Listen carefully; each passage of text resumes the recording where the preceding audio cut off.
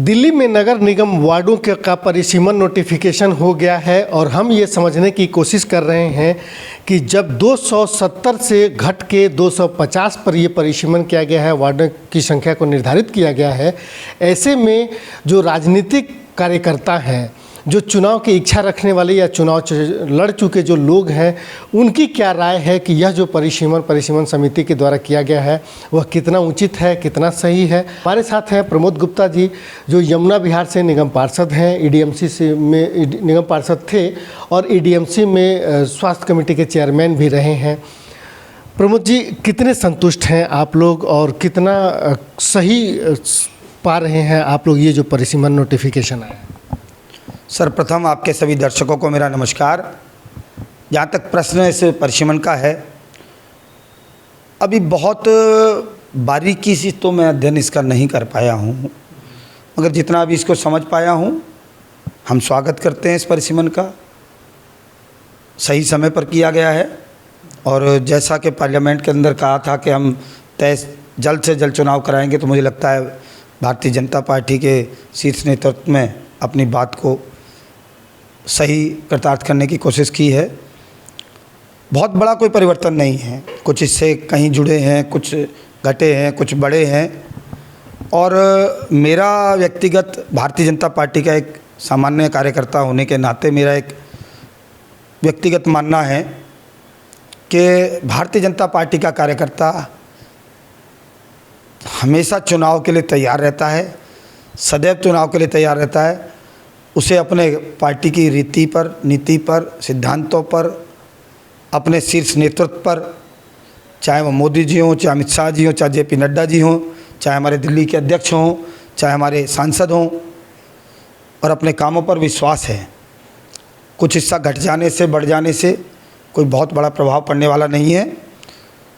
मुझे पूरा विश्वास है, जिस वार्ड से मैं पार्षद रहा हूँ, ये वार्ड भी और इस विधानसभा के 4 वार्ड निर्धारित हुए, चारों वार्ड और इस पूरी लोकसभा के अंदर दिल्ली की सबसे बड़ी जीत मनोज तिवारी जी के नेतृत्व में ये लोकसभा लेके आने वाली है, मैं अपने विश्वास के साथ कह सकता हूँ। और पुनः नगर निगम के अंदर दिल्ली में भाजपा पहले से भी अधिक मतों के साथ स्थापित होगी। यह भ्रष्टाचारी, शराबी, अनैतिक सिद्धांतों पर चलने वाली सरकार को दिल्ली उखाड़ फेंकी। आपको क्या लगता है कि इस परिसीमन से कुछ राजनीतिक समीकरण जो है वो बदलने की उम्मीद है? राजनीतिक समीकरण इस रूप में कि कई जगह ऐसे वार्ड ये माने जाते थे कि ये भाजपा बहुल वार्ड है, यहाँ से भारतीय जनता पार्टी ही जीतती है, वही जीतेगी। कई जगह ऐसे थे जहाँ से ये माना जाता था कि यहाँ पर आम आदमी पार्टी ही या कांग्रेस या दूसरे दलों का वर्चस्व ज़्यादा है। आपको लगता है कि इस परिसीमन ने उसको बैलेंस करने की कोशिश हुई है? देखिए, जो पूर्व में कैसे बताया जा सकता है कि कहाँ पर क्या चल रहा है। हाँ, हम ये बता सकते हैं कि हमारे द्वारा किए गए कामों से, हमारे व्यवहार से, हमारे आचरण से लोगों के अंदर क्या सोच है। तो जैसा मैंने कहा, मैं ये सोचता हूँ कि हम गोंडा विधानसभा के 4 वार्ड निश्चित तौर पर दोबारा जीतेंगे और इस परिसीमन के आने से 4 वार्ड पहले से और अधिक मार्जिन से जीतेंगे, मुझे ऐसा लगता है। पिछले 15 साल का जो एमसीडी का कार्यकाल रहा, उसको कैसे आप लोग परिभाषित करेंगे? लोगों के बीच में क्या नया ऐसा होगा जिसको लेकर के आप लोग लोगों के बीच में जाएंगे और उसको ये बता पाएंगे कि जैसे पिछली बार तो नए प्रत्याशियों को ला करके भारतीय जनता पार्टी ने अपने आप को एक नए सिरे से नई उड़ान की बात की थी। अब जो है नया एमसीडी नए परिसीमन के साथ आई है, 250 सीट के साथ, फिर नया क्या कहने वाले हैं? बहुत अच्छा प्रश्न आपने किया और इस विषय को लेकर ज़्यादातर लोगों में भ्रामकता है। नगर निगम के साथ पिछले बहुत सालों से एक साजिश का नगर निगम शिकार हो रहा है और उसका नुकसान दिल्ली की जनता को हुआ है और हो रहा है। नगर निगम को तोड़ा गया, 3 टुकड़े किए गए, कमज़ोर किया गया, उसकी पॉलिसीज़ में चेंज किए गए। जो नगर निगम के नेता थे, जो उनके पार्षद थे, उनकी पावर, उनके अधिकारों को कम करके आंका जाने लगा, जिसका परिणाम ये आज आया है।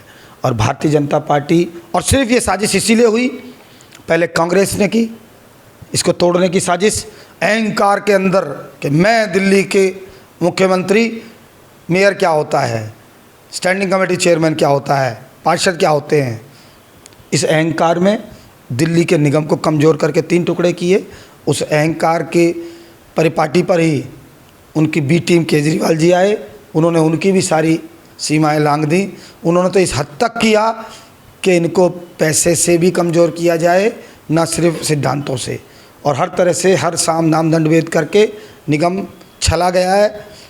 ये बात भारतीय जनता पार्टी शीर्ष नेतृत्व में बहुत बार कहने सुनने के बाद जब नहीं हुई, कोर्ट तक गए, जब नहीं कर पाए, तो दिल्ली को एक पुनः किया गया है। अब एक सशक्त निगम आ रहा है, एक ताकतवर निगम आ रहा है जो दिल्ली की चिंता करेगा, दिल्ली के लोगों की चिंता करेगा। जो चुनकर लोग आएंगे उनके पास काम करने की शक्ति होगी।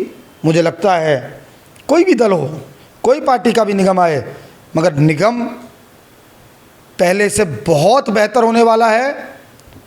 ये भारतीय जनता पार्टी ने करके दिखाया है। इस दिल्ली के लोगों की अगर चिंता है किसी को, तो भारतीय जनता पार्टी को चिंता है। और लोग आरोप लगाते हैं, मैं दूसरी बात कहता हूँ, जिस माहौल में निगम को भंग करके एक किया गया, उस माहौल में लोग ये समझ सकते थे कि भाई 3 निगम है, 3 में से 1 आ जाए, 2 आ जाए, 3 आ जाए, डिवाइड करके देखें, इस तरह का लालच हो सकता था। मगर भारतीय जनता पार्टी के शीर्ष नेतृत्व ने व्यक्तिगत और पार्टी के स्वार्थ को बहुत पीछे करते हुए दिल्ली की जनता को सर्वोपरि माना है और उसे मानकर एक निगम कराए। और किसी को इसका लाभ बाद में होगा। सर्वप्रथम किसी को इसका लाभ होगा तो दिल्ली की जनता को होगा, और दूसरे नंबर पर किसी को लाभ होगा तो निगम कर्मियों को होगा जो 6-6 महीने तक तनख्वाह के लिए तरसते थे। उसके बाद किस दल को लाभ होगा राजनीतिक दृष्टि से, वो बात की बात है। ये भी माना जा रहा है कि दिसंबर में चुनाव हो सकते हैं। ऐसे में जो आरोप थे आम आदमी पार्टी के, आज भी वैसे ही बने हुए हैं। अब एक नए आरोपों की झड़ी भारतीय जनता पार्टी ने लगाई है। लगातार पिछले 1-1.5 महीने से लगातार आम आदमी पार्टी के ऊपर हमलावर है। आपको लग रहा है कि इस बार चुनाव में कुछ नया रिकॉर्ड बनने की उम्मीद है? देखिए, ये तो वक्त बताएगा रिकॉर्ड बनता है या नहीं बनता।